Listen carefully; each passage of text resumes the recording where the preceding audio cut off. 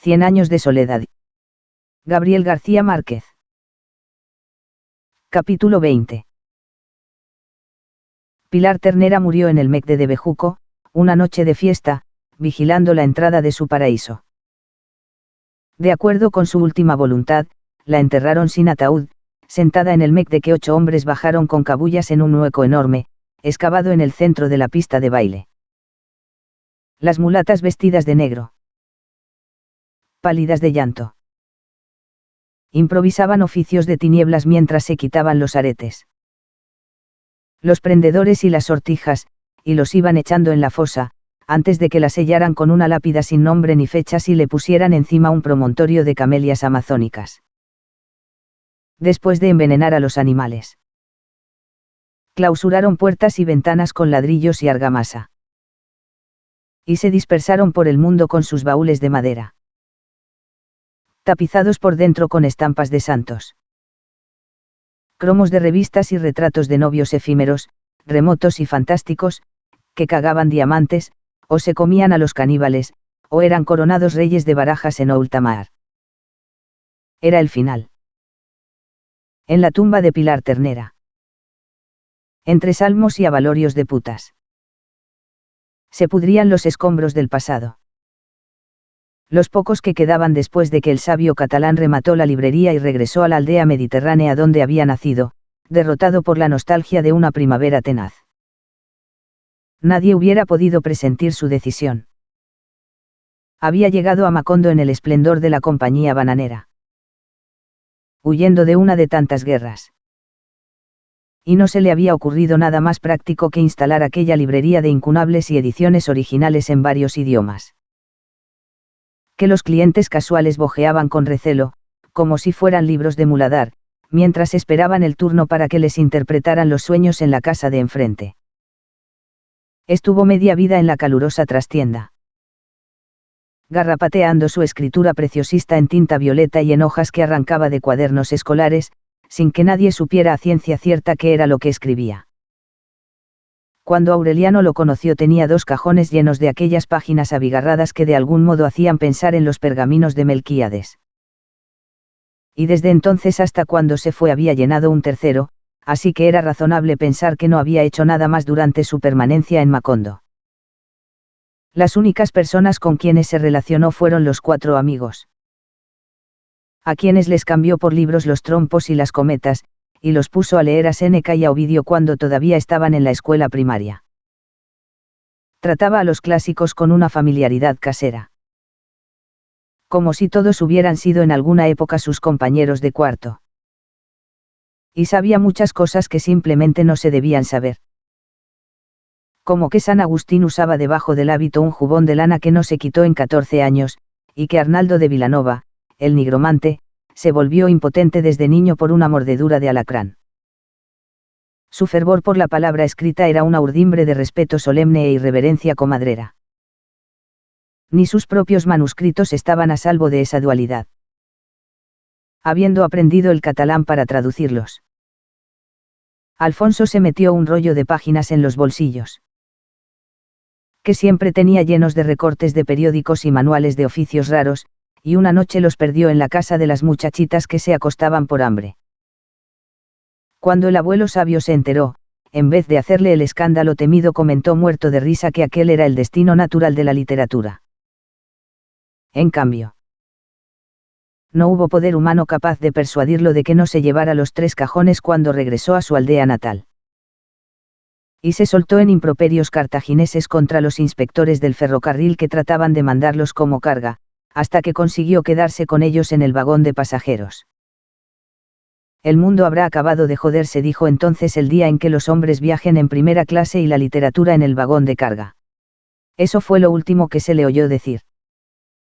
Había pasado una semana negra con los preparativos finales del viaje, porque a medida que se aproximaba la hora se le iba descomponiendo el humor, y se le traspapelaban las intenciones, y las cosas que ponía en un lugar aparecían en otro, asediado por los mismos duendes que atormentaban a Fernanda. Collons maldecía. Me cago en el canon 27 del Sínodo de Londres. Germán y Aureliano se hicieron cargo de él. Lo auxiliaron como a un niño. Le prendieron los pasajes y los documentos migratorios en los bolsillos con alfileres de nodriza. Le hicieron una lista pormenorizada de lo que debía hacer desde que saliera de Macondo hasta que desembarcara en Barcelona. Pero de todos modos echó a la basura sin darse cuenta un pantalón con la mitad de su dinero. La víspera del viaje, después de clavetear los cajones y meter la ropa en la misma maleta. Con que había llegado, frunció sus párpados de almejas, señaló con una especie de bendición procaz los montones de libros con los que habla sobrellevado el exilio, y dijo a sus amigos: ahí les dejo esa mierda.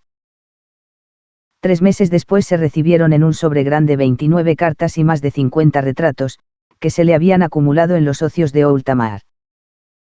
Aunque no ponía fechas, era evidente el orden en que había escrito las cartas. En las primeras contaba con su humor habitual las peripecias de la travesía. Las ganas que le dieron de echar por la borda al sobrecargo que no le permitió meter los 3 cajones en el camarote. La imbecilidad lúcida de una señora que se aterraba con el número 13. No por superstición, sino porque le parecía un número que se había quedado sin terminar. Y la apuesta que se ganó en la primera cena porque reconoció en el agua de a bordo el sabor a remolachas nocturnas de los manantiales de Lérida. Con el transcurso de los días. Sin embargo, la realidad de a bordo le importaba cada vez menos. Y hasta los acontecimientos más recientes y triviales le parecían dignos de añoranza, porque a medida que el barco se alejaba, la memoria se le iba volviendo triste. Aquel proceso de nostalgización progresiva era también evidente en los retratos. En los primeros parecía feliz, con su camisa de inválido y su mechón nevado, en el cabrilleante octubre del Caribe. En los últimos se le veía con un abrigo oscuro y una bufanda de seda. Pálido de sí mismo y taciturnado por la ausencia, en la cubierta de un barco de pesadumbre que empezaba a sonambular por océanos otoñales. Germán y Aureliano le contestaban las cartas. Escribió tantas en los primeros meses, que se sentían entonces más cerca de él que cuando estaba en Macondo, y casi se aliviaban de la rabia de que se hubiera ido. Al principio mandaba a decir que todo seguía igual. Que en la casa donde nació estaba todavía el caracol rosado, que los arenques secos tenían el mismo sabor en la yesca de pan, que las cascadas de la aldea continuaban perfumándose al atardecer. Eran otra vez las hojas de cuaderno rezurcidas con garrapatitas moradas, en las cuales dedicaba un párrafo especial a cada uno. Sin embargo, y aunque él mismo no parecía advertirlo, aquellas cartas de recuperación y estímulo se iban transformando poco a poco en pastorales de desengaño. En las noches de invierno. Mientras servía la sopa en la chimenea. Añoraba el calor de su trastienda. El zumbido del sol en los almendros polvorientos. El pito del tren en el sopor de la siesta, lo mismo que añoraba en Macondo la sopa de invierno en la chimenea, los pregones del vendedor de café y las alondras fugaces de la primavera. Aturdido por 2 nostalgias enfrentadas como 2 espejos. Perdió su maravilloso sentido de la irrealidad.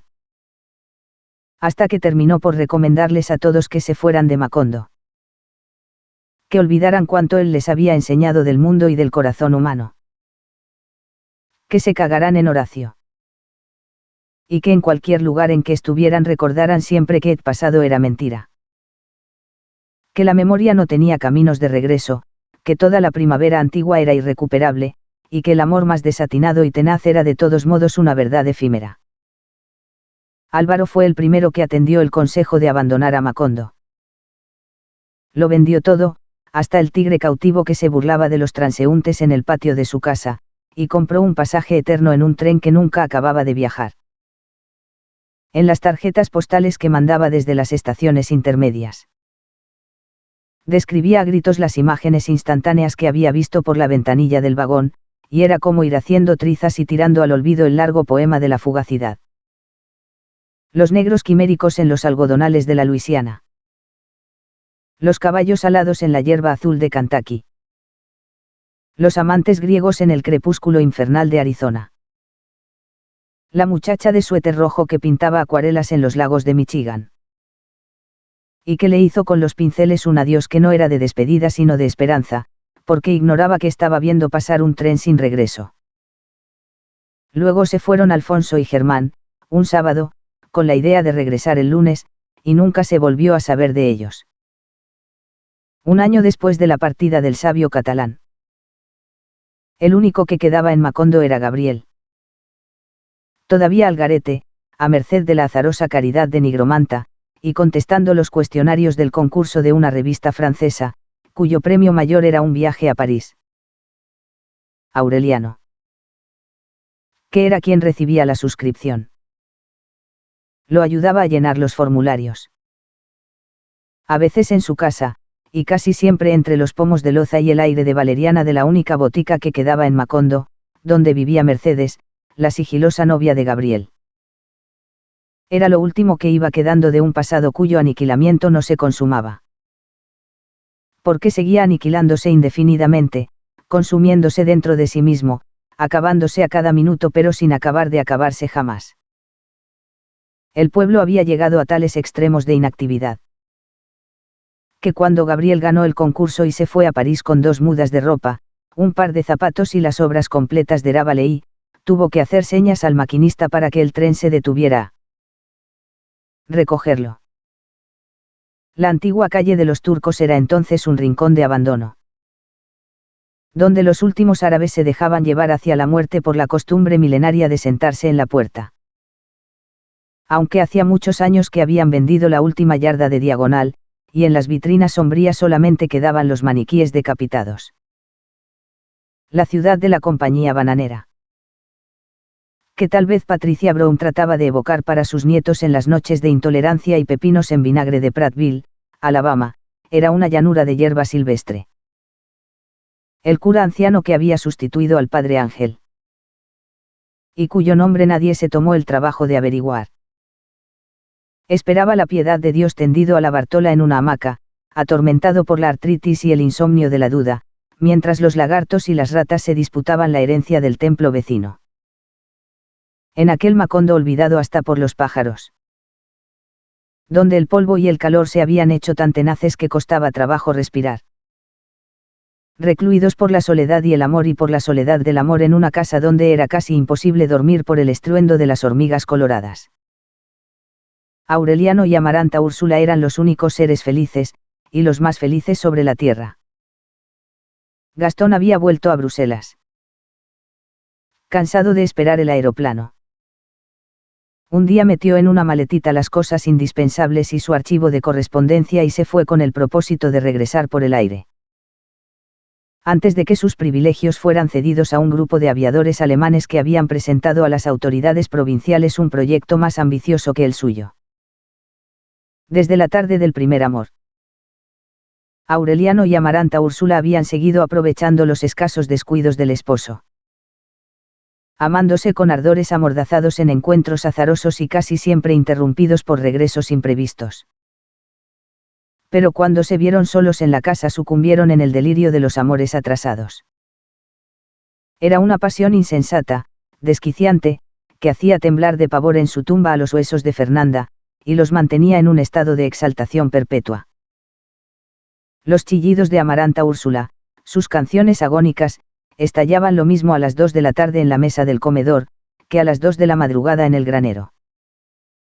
Lo que más me duele, reía, es tanto tiempo que perdimos en el aturdimiento de la pasión. Vio las hormigas devastando el jardín, saciando su hambre prehistórica en las maderas de la casa. Y vio el torrente de lava viva apoderándose otra vez del corredor, pero solamente se preocupó de combatirlo cuando lo encontró en su dormitorio. Aureliano abandonó los pergaminos, no volvió a salir de la casa, y contestaba de cualquier modo las cartas del sabio catalán. Perdieron el sentido de la realidad, la noción del tiempo, el ritmo de los hábitos cotidianos. Volvieron a cerrar puertas y ventanas para no demorarse en trámites de desnudamientos. Y andaban por la casa como siempre quiso estar Remedios, la bella, y se revolcaban en cueros en los barrizales del patio, y una tarde estuvieron a punto de ahogarse cuando se amaban en la alberca. En poco tiempo hicieron más estragos que las hormigas coloradas. Destrozaron los muebles de la sala. Rasgaron con sus locuras la hamaca que había resistido a los tristes amores de campamento del coronel Aureliano Buendía. Y destriparon los colchones y los vaciaron en los pisos para sofocarse en tempestades de algodón. Aunque Aureliano era un amante tan feroz como su rival. Era Amaranta Úrsula quien comandaba con su ingenio disparatado y su voracidad lírica aquel paraíso de desastres. Como si hubiera concentrado en el amor la indómita energía que la tatarabuela consagró a la fabricación de animalitos de caramelo. Además, mientras ella cantaba de placer y se moría de risa de sus propias invenciones, Aureliano se iba haciendo más absorto y callado, porque su pasión era ensimismada y calcinante. Sin embargo, ambos llegaron a tales extremos de virtuosismo, que cuando se agotaban en la exaltación le sacaban mejor partido al cansancio. Se entregaron a la idolatría de sus cuerpos, al descubrir que los tedios del amor tenían posibilidades inexploradas, mucho más ricas que las del deseo. Mientras él amasaba con claras de huevo los senos eréctiles de Amaranta Úrsula. O suavizaba con manteca de coco sus muslos elásticos y su vientre aduraznado. Ella jugaba a las muñecas con la portentosa criatura de Aureliano. Y le pintaba ojos de payaso con carmín de labios y bigotes de turco con carboncillo de las cejas, y le ponía corbatines de organza y sombreritos de papel plateado. Una noche se embadurnaron de pies a cabeza con melocotones en almíbar. Se lamieron como perros y se amaron como locos en el piso del corredor, y fueron despertados por un torrente de hormigas carniceras que se disponían a devorarlos vivos. En las pausas del delirio Amaranta Úrsula contestaba las cartas de Gastón. Lo sentía tan distante y ocupado, que su regreso le parecía imposible. En una de las primeras cartas él contó que en realidad sus socios habían mandado el aeroplano. Pero que una agencia marítima de Bruselas lo había embarcado por error con destino a Tangueín y Ica, donde se lo entregaron a la dispersa comunidad de los macondos. Aquella confusión ocasionó tantos contratiempos que solamente la recuperación del aeroplano podía tardar 2 años. Así que Amaranta Úrsula descartó la posibilidad de un regreso inoportuno. Aureliano, por su parte, no tenía más contacto con el mundo que las cartas del sabio catalán, y las noticias que recibía de Gabriel a través de Mercedes, la boticaria silenciosa. Al principio eran contactos reales. Gabriel se había hecho reembolsar el pasaje de regreso para quedarse en París. Vendiendo los periódicos atrasados y las botellas vacías que las camareras sacaban de un hotel lúgubre de la calle Daupine. Aureliano podía imaginarlo entonces con un suéter de cuello alto que solo se quitaba cuando las terrazas de Montparnasse se llenaban de enamorados primaverales. Y durmiendo de día y escribiendo de noche para confundir el hambre, en el cuarto oloroso a espuma de coliflores hervidas donde había de morir Rocamadour. Sin embargo, sus noticias se fueron haciendo poco a poco tan inciertas. Y tan esporádicas y melancólicas las cartas del sabio. Que Aureliano se acostumbró a pensar en ellos como Amaranta Úrsula pensaba en su marido, y ambos quedaron flotando en un universo vacío, donde la única realidad cotidiana y eterna era el amor. De pronto, como un estampido en aquel mundo de inconsciencia feliz, llegó la noticia del regreso de Gastón. Aureliano y Amaranta Úrsula abrieron los ojos. Sondearon sus almas, se miraron a la cara con la mano en el corazón, y comprendieron que estaban tan identificados que preferían la muerte a la separación. Entonces ella le escribió al marido una carta de verdades contradictorias. En la que le reiteraba su amor y sus ansias de volver a verlo, al mismo tiempo que admitía como un designio fatal la imposibilidad de vivir sin Aureliano. Al contrario de lo que ambos esperaban. Gastón les mandó una respuesta tranquila. Casi paternal. Con 2 hojas enteras consagradas a prevenirlos contra las veleidades de la pasión. Y un párrafo final con votos inequívocos porque fueran tan felices como él lo fue en su breve experiencia conyugal. Era una actitud tan imprevista, que Amaranta Úrsula se sintió humillada con la idea de haber proporcionado al marido el pretexto que él deseaba para abandonarla a su suerte. El rencor se le agravó 6 meses después. Cuando Gastón volvió a escribirle desde Leopoldville. donde por fin había recibido el aeroplano, solo para pedir que le mandaran el velocípedo, que de todo lo que había dejado en Macondo era lo único que tenía para él un valor sentimental. Aureliano sobrellevó con paciencia el despecho de Amaranta Úrsula. Se esforzó por demostrarle que podía ser tan buen marido en la bonanza como en la adversidad. Y las urgencias cotidianas que los asediaban cuando se les acabaron los últimos dineros de Gastón crearon entre ellos un vínculo de solidaridad que no era tan deslumbrante y capitoso como la pasión, pero que les sirvió para amarse tanto y ser tan felices como en los tiempos alborotados de la salacidad. Cuando murió Pilar Ternera estaban esperando un hijo. En el sopor del embarazo, Amaranta Úrsula trató de establecer una industria de collares de vértebras de pescados. Pero a excepción de Mercedes, que le compró una docena, no encontró a quien vendérselos.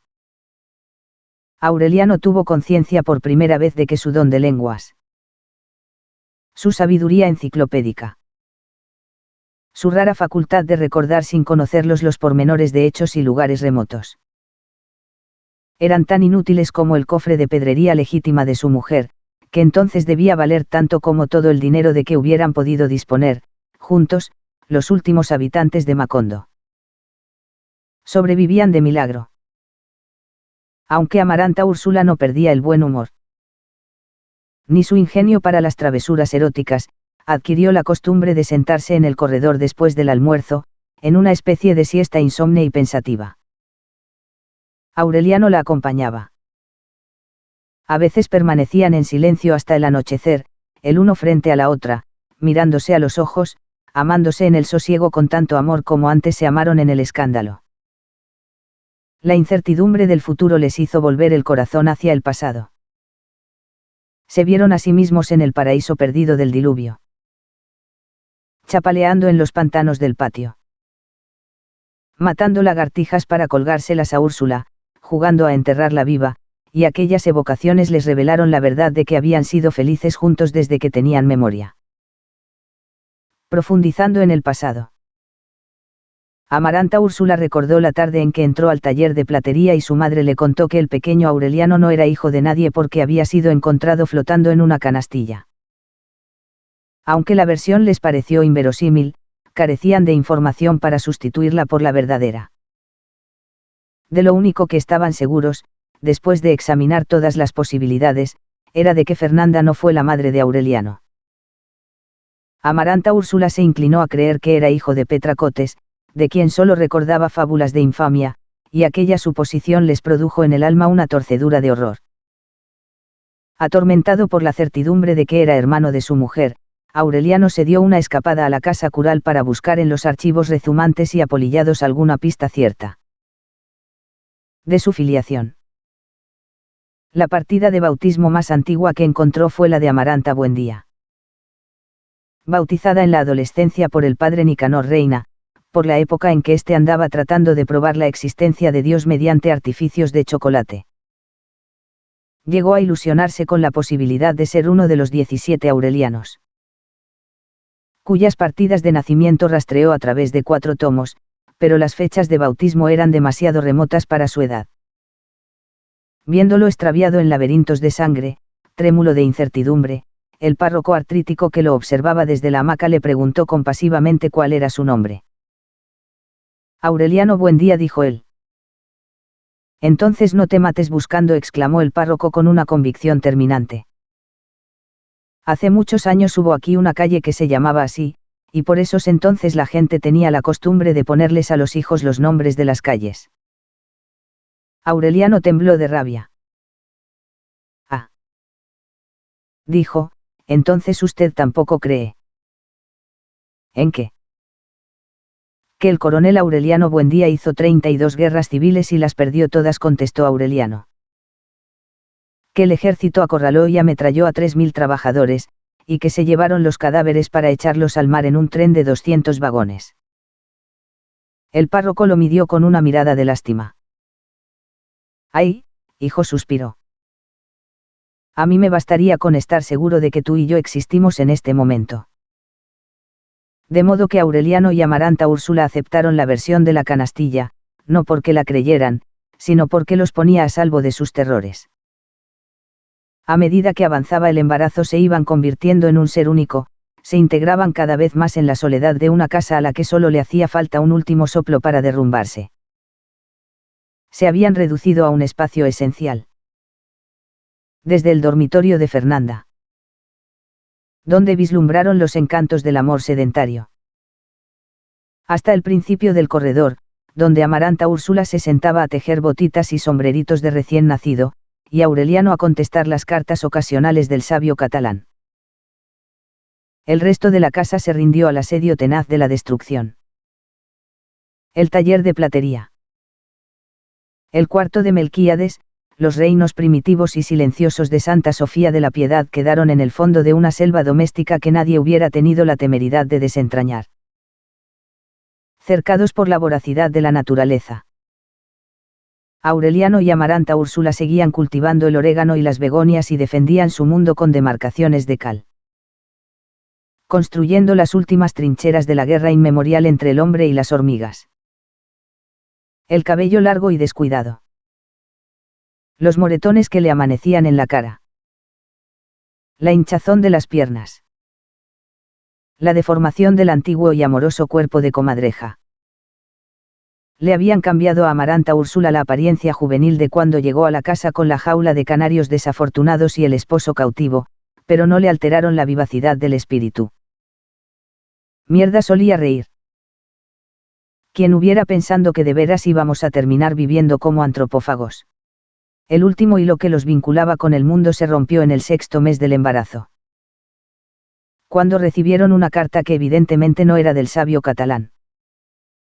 Había sido franqueada en Barcelona, pero la cubierta estaba escrita con tinta azul convencional por una caligrafía administrativa, y tenía el aspecto inocente e impersonal de los recados enemigos. Aureliano se la arrebató de las manos a Amaranta Úrsula cuando se disponía a abrirla. Esta no, le dijo. No quiero saber lo que dice. Tal como él lo presentía, el sabio catalán no volvió a escribir. La carta ajena, que nadie leyó, quedó a merced de las polillas en la repisa donde Fernanda olvidó alguna vez su anillo matrimonial. Y allí siguió consumiéndose en el fuego interior de su mala noticia. Mientras los amantes solitarios navegaban contra la corriente de aquellos tiempos de postrimerías.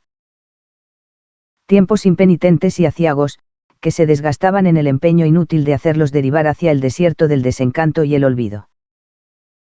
Conscientes de aquella amenaza, Aureliano y Amaranta Úrsula pasaron los últimos meses tomados de la mano, terminando con amores de lealtad del hijo empezado con desafueros de fornicación.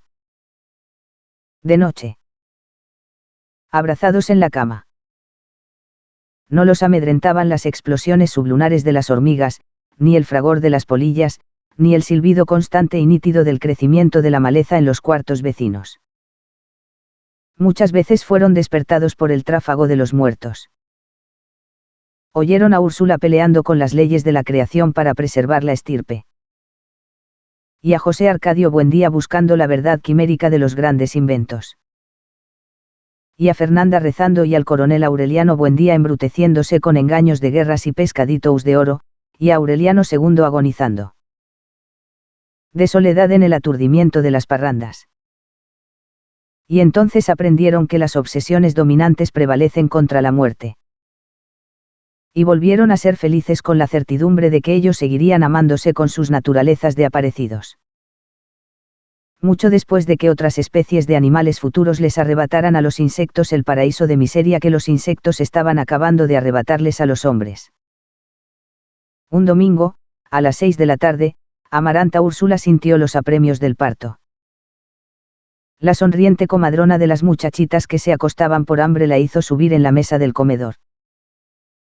Se le acaballó en el vientre, y la maltrató con galopes cerriles hasta que sus gritos fueron acallados por los berridos de un varón formidable. A través de las lágrimas, Amaranta Úrsula vio que era un buen día de los grandes. Macizo y voluntarioso como los José Arqueidious. Con los ojos abiertos y clarividentes de los aurelianos. Y predispuesto para empezar la estirpe otra vez por el principio y purificarla de sus vicios perniciosos y su vocación solitaria, porque era el único en un siglo que había sido engendrado con amor. Es todo un antropófago, dijo. Se llamará Rodrigo. No la contradijo su marido. Se llamará Aureliano y ganará 32 guerras. Después de cortarle el ombligo, la comadrona se puso a quitarle con un trapo el ungüento azul que le cubría el cuerpo, alumbrada por Aureliano con una lámpara. Solo cuando lo voltearon boca abajo se dieron cuenta de que tenía algo más que el resto de los hombres, y se inclinaron para examinarlo. Era una cola de cerdo. No se alarmaron. Aureliano y Amaranta Úrsula no conocían el precedente familiar. Ni recordaban las pavorosas admoniciones de Úrsula, y la comadrona acabó de tranquilizarlos con la suposición de que aquella cola inútil podía cortarse cuando el niño mudara los dientes. Luego no tuvieron ocasión de volver a pensar en eso, porque Amaranta Úrsula se desangraba en un manantial incontenible. Trataron de socorrerla con apósitos de telaraña y apelmazamientos de ceniza, pero era como querer cegar un surtidor con las manos. En las primeras horas, ella hacía esfuerzos por conservar el buen humor. Le tomaba la mano al asustado Aureliano. Y le suplicaba que no se preocupara, que la gente como ella no estaba hecha para morirse contra la voluntad, y se reventaba de risa con los recursos truculentos de la comadrona. Pero a medida que a Aureliano lo abandonaban las esperanzas, ella se iba haciendo menos visible, como si la estuvieran borrando de la luz, hasta que se hundió en el sopor. Al amanecer del lunes llevaron una mujer que rezó junto a su cama oraciones de cauterio. Infalibles en hombres y animales, pero la sangre apasionada de Amaranta Úrsula era insensible a todo artificio distinto del amor. En la tarde.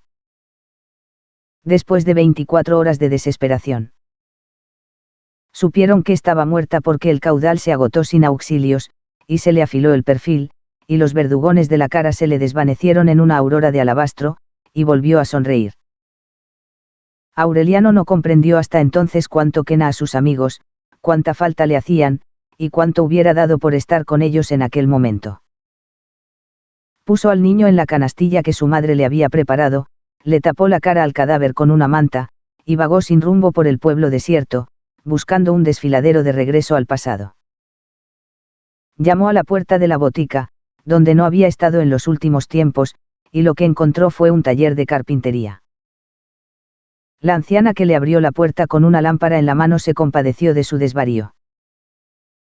E insistió en que allí no había habido nunca una botica, ni había conocido jamás una mujer de cuello esbelto y ojos adormecidos que se llamara Mercedes. Lloró con la frente apoyada en la puerta de la antigua librería del sabio catalán. Consciente de que estaba pagando los llantos atrasados de una muerte que no quiso llorar a tiempo para no romper los hechizos del amor. Se rompió los puños contra los muros de argamasa de El Niño de Oro, clamando por Pilar Ternera. Indiferente a los luminosos discos anaranjados que cruzaban por el cielo, y que tantas veces había contemplado con una fascinación pueril, en noches de fiesta, desde el patio de los Alcaravanes. En el último salón abierto del desmantelado barrio de Tolerancia un conjunto de acordeones tocaba los cantos de Rafael Escalona. El sobrino del obispo, heredero de los secretos de Francisco el Hombre. El cantinero, que tenía un brazo seco y como achicharrado por haberlo levantado contra su madre, invitó a Aureliano a tomarse una botella de aguardiente, y Aureliano lo invitó a otra. El cantinero le habló de la desgracia de su brazo. Aureliano le habló de la desgracia de su corazón, seco y como achicharrado por haberlo levantado contra su hermana. Terminaron llorando juntos y Aureliano sintió por un momento que el dolor había terminado. Pero cuando volvió a quedar solo en la última madrugada de Macondo, se abrió de brazos en la mitad de la plaza, dispuesto a despertar al mundo entero, y gritó con toda su alma: «Los amigos son unos hijos de puta». Nigromanta lo rescató de un charco de vómito y de lágrimas. Lo llevó a su cuarto, lo limpió, le hizo tomar una taza de caldo. Creyendo que eso lo consolaba, tachó con una raya de carbón los incontables amores que él seguía debiéndole, y evocó voluntariamente sus tristezas más solitarias para no dejarlo solo en el llanto. Al amanecer, después de un sueño torpe y breve, Aureliano recobró la conciencia de su dolor de cabeza. Abrió los ojos y se acordó del niño. No lo encontró en la canastilla.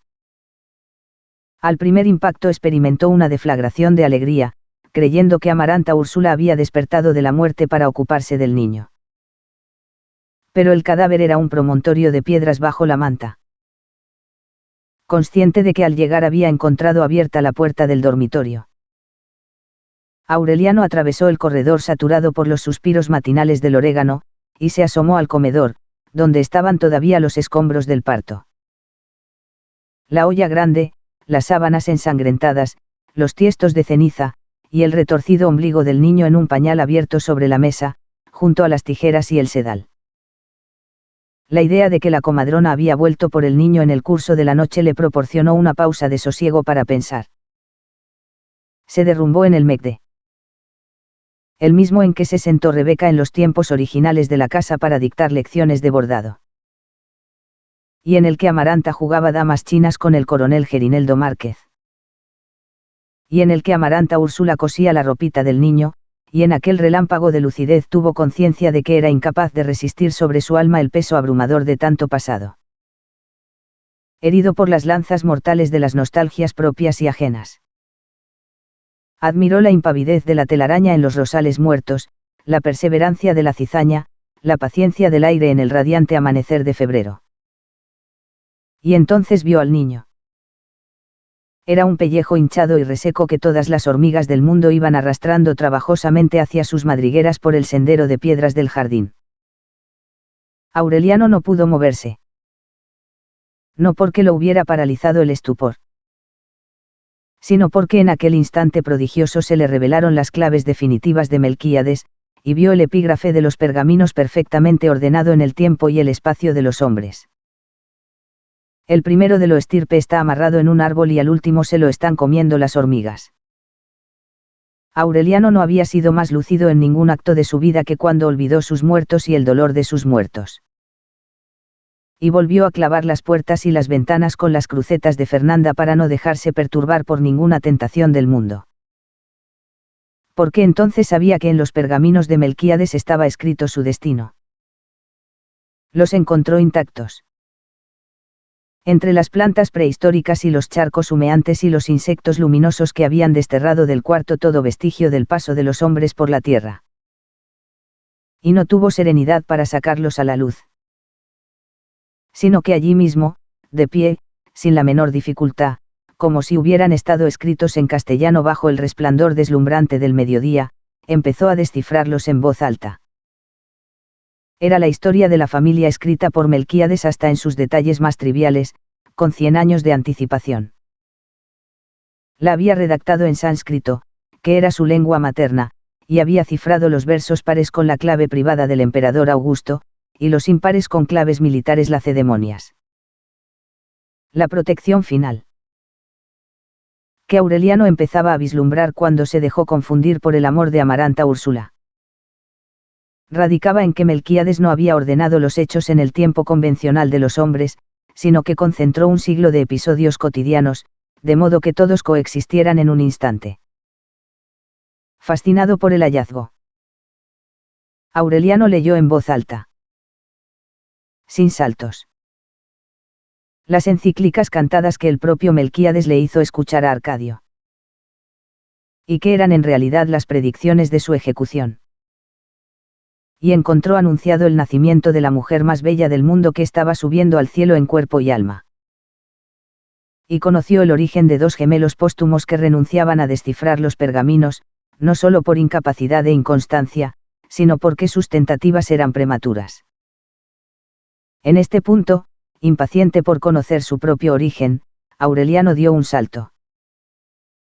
Entonces empezó el viento, tibio, incipiente, lleno de voces del pasado, de murmullos de geranios antiguos, de suspiros de desengaños anteriores a las nostalgias más tenaces.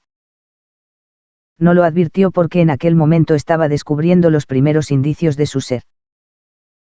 En un abuelo concupiscente que se dejaba arrastrar por la frivolidad a través de un páramo alucinado, en busca de una mujer hermosa a quien no haría feliz. Aureliano lo reconoció. persiguió los caminos ocultos de su descendencia. Y encontró el instante de su propia concepción entre los alacranes y las mariposas amarillas de un baño crepuscular, donde un menestral saciaba su lujuria con una mujer que se le entregaba por rebeldía.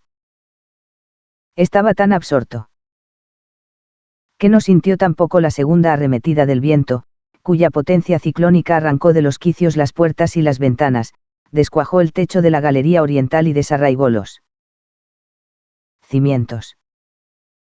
Solo entonces descubrió que Amaranta Úrsula no era su hermana, sino su tía. Y que Francis Drake había asaltado a Riohacha solamente para que ellos pudieran buscarse por los laberintos más intrincados de la sangre, hasta engendrar el animal mitológico que había de poner término a la estirpe. Macondo era ya un pavoroso remolino de polvo y escombros centrifugado por la cólera del huracán bíblico. Cuando Aureliano saltó 11 páginas para no perder el tiempo en hechos demasiado conocidos, y empezó a descifrar el instante que estaba viviendo, descifrándolo a medida que lo vivía, profetizándose a sí mismo en el acto de descifrar la última página de los pergaminos. Como si se estuviera viendo en un espejo hablado, entonces dio otro salto para anticiparse a las predicciones y averiguar la fecha y las circunstancias de su muerte. Sin embargo, antes de llegar al verso final ya había comprendido que no saldría jamás de ese cuarto, pues estaba previsto que la ciudad de los espejos, o los espejismos, sería arrasada por el viento y desterrada de la memoria de los hombres en el instante en que Aureliano Babilonia acabara de descifrar los pergaminos. Y que todo lo escrito en ellos era irrepetible desde siempre y para siempre, porque las estirpes condenadas a 100 años de soledad no tenían una segunda oportunidad sobre la tierra.